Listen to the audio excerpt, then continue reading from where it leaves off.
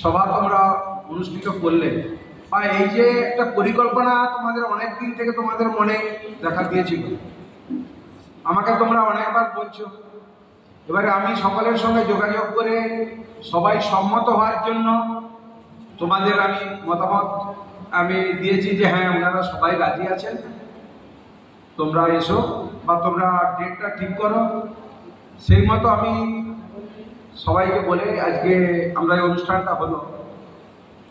তো দীপঙ্করবাবু বলছেন, সব মাস্টারমশাই বলছেন যে এই অনুষ্ঠান আমার নজরে কোনো স্কুলে শুনিনি বা দেখিনি।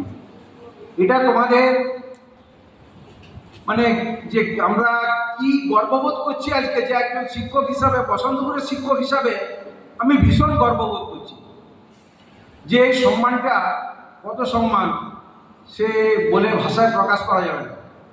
এবারে যখন আমরা ছিলাম 84 সাল থেকে দীপঙ্করবাবু হোস্টেলে থাকতেন, আমিও থাকতাম, রঞ্জিতবাবু থাকতেন, অশোকবাবু থাকতেন, তখন আমাদের ছাত্র শিক্ষক যে সম্পর্ক, সত্যি কথা বলতে কি কালের তালে যে কোনো কারণে হোক সেটা যেন কিছুটা হলেও ছন্দপতন হয়েছে।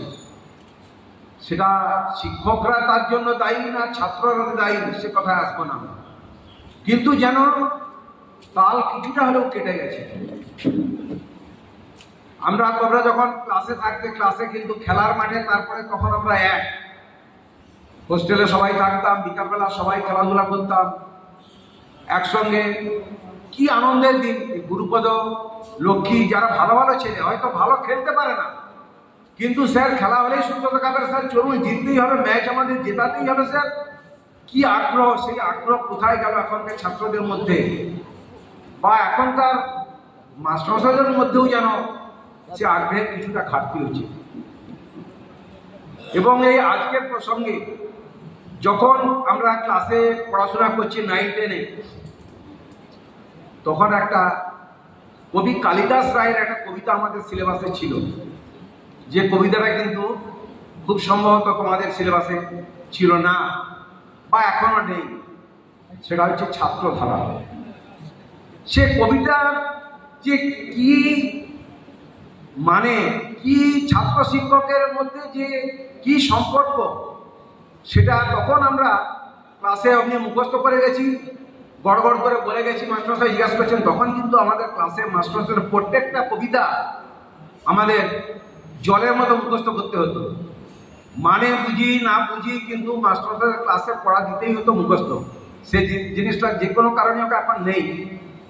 তো ছাত্রধারা কবিতাটা আমার মনে নেই, কিন্তু যেটুকু মনে আছে 2-4 লাইন আমি বলছি। কবিতাটা আমি ছাত্র হিসাবে তখন বুঝতে পারিনি, অতটা উপলব্ধি করতে পারিনি, কিন্তু পরে যখন শিক্ষক হলাম এবং যখন দেখলাম যে বছরের পর বছর ছাত্র আসছে চলে যাচ্ছে, ছাত্র শিক্ষকের সম্পর্ক কীরকম, কিভাবে প্রতিটা নাম মনে রাখতে পারছি না আমরা, 2-4 লাইন তার যা মনে আছে, সেই ছাত্রধারা কবিতাটা আমি সেটাই বলছি।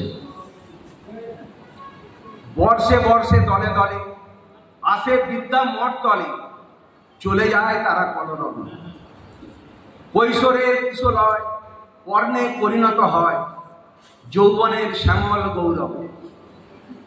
ভালোবাসি, কাছে ডাকি, নামসব জেনে রাখি, দেখাশোনা হয় নীতি নীতি, শাসন তর্জন করি, শিখাই প্রহর ধরি, থাকে না হায় কোনো স্মৃতি। কদিনের এই দেখা, সাগর সৈকতে রেখা, নতুন তরঙ্গে মুছে যায়, ছোট ছোট দাগ পার ঘুচে হয় একাকার, নবনব পদতাড়নায়। জানে না কে কোথায় যাবে, জুটে হেতা তাই ভাবে, পাঠশালা যেন পান্থশালা। দুদিন একত্রে মাতে, মেলে মেশে বসে কাঁধে, নীতিহার আর কথামালা। রাজপথে দেখা হলে কেহ যদি গুরু বলে, হাত তুলে করে নমস্কার, বলি তবে হাসি মুখে, বেঁচে থাকো সুখে, স্পর্শ করি কেশগুলি তার। ভাবিতে ভাবিতে যায় কি নাম মরে তো নাই, ছাত্র ছিল কতদিন আগে, স্মৃতিসূত্র ধরি টানি কৈশোরের মুখখানি দেখি মনে জাগে কিনা জাগে। ঘন ঘন আনাগোনা, প্রতিদিন দেখাশোনা, তবু কেন মনে নাহি থাকি।